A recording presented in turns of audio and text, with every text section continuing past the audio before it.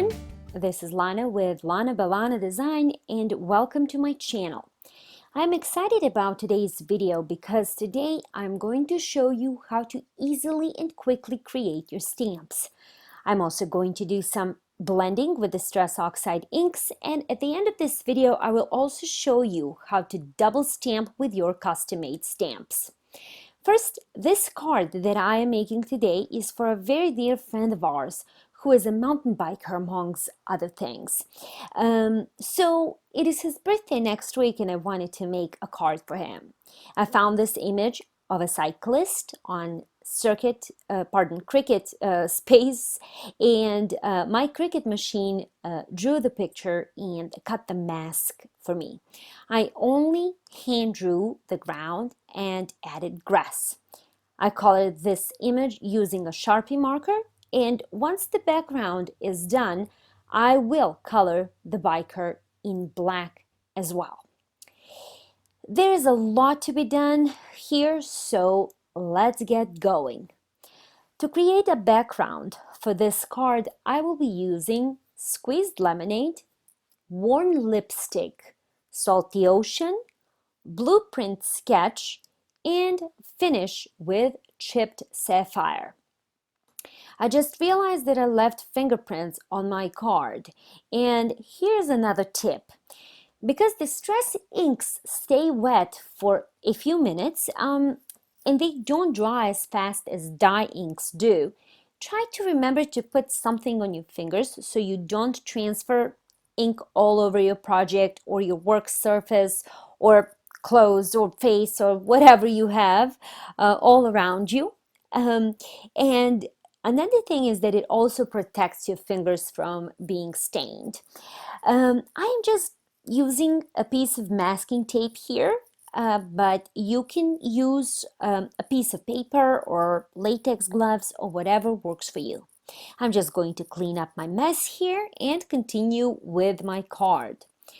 I love how inks created a shadow for me here, and all that I'm going to do is take my Sharpie pen and go over those lines once again and make them a little bit darker. Now it is time to remove the masking tape and color in the biker. I just like to make the ground darker here to create a shadow. I think this turned out awesome. What do you think?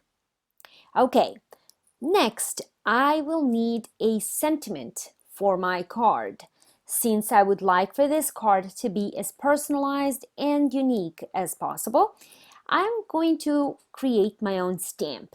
And there is a super fast and a simple way to create your own stamps, and that is using Mint Stamp Creator by Silhouette. It comes with stamps that vary in sizes, and I'm going to use this big stamp today. Let me show you how it's done. First, you will need to download the software on your computer, and it is absolutely free. You can manipulate the images and your texts however you like. Here's your own library to save your own creations, and of course the design store where you can download images to your library. Okay, what I'm going to do now is I'm just going to type in my message, pick a desired font, style it the way I like it, and I am ready to make a stamp now. I'm simply going to connect my machine to my computer and to an electric source.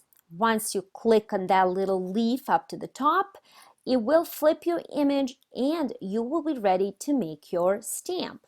Once the machine starts blinking, I'm just going to insert my stamp in, and the machine is going to start engraving the image into the stamp. I'm going to peel off the protective film here from the base, remove the stamp from the packaging, and attach it to the base. Next, I'm going to ink up the stamp. No need to put a lot of ink, just enough to cover this little image here. These inks are really not expensive and they come in a variety of colors. I just always like to use black color because it's universal. Another thing that is so cool about these stamps is that you can color them with different colored inks and get a colorful stamp. There are just so many options that you can have with this product. It's super cool. Once I'm done applying ink, I'm going to allow it to seep into the stamp for a few minutes. I usually like to leave it for about 30 minutes, but you can go for less. As you can see now, the stamp is now saturated with ink, but before I use the stamp on my project, I need to remove excess ink. I grabbed some inexpensive copy paper and some scrap paper to do this. I'm just going to stamp several times until my image comes clear. As you can see, all that extra ink is now gone and my stamp is ready. Now, since you know how to create stamps, I'm going to take you one step further. The biggest flaw that these stamps have is the inability to double stamp, because you can't use them in a stamp positioner. Or can you? Well, for this little trick, you will need a stamp positioner, of course. I wanted to have the ability to double stamp, so I came up with a simple and totally inexpensive solution. I cut a little piece of scrap cardstock and put some masking tape on the side to attach it to the stamp. This will give this stamp some backing, so now I can mount it to my Misti. I'm just going to use a removable adhesive and put a generous amount on, just in case, because I don't want this stamp falling off. I'm going to grab my Misti and remove the foam and use it just like I would for rubber stamps. Before I start stamping, I'm going to use a piece of clear acetate to protect my paper, just to make sure I like the position of my stamp. I'm going to close my Misti, and now that stamp is mounted to the door and ready to stamp. As you can see, the acetate is very helpful here. I can see where the image is going to be. And since I like how this looks, I'm just going to remove the acetate and stamp my image. As you can see, this image is not dark enough, so I'm going to stamp it again and one more time. And now I'm done. I absolutely love how this turned out. And just a quick tip, keep your stamp inside your positioner until you are completely done with your project. This is just in case if you want to stamp it again, so you don't have to make any mistakes. Now I am just going to attach a sticker here that will help me see what stamp is inside. So here I just wanted to show you the little stamps that I made thus far, and as you can see, there's just a lot of option with this stamp maker. Now it is time to put my card together. I am just going to trim a little bit off so my card can have a little border.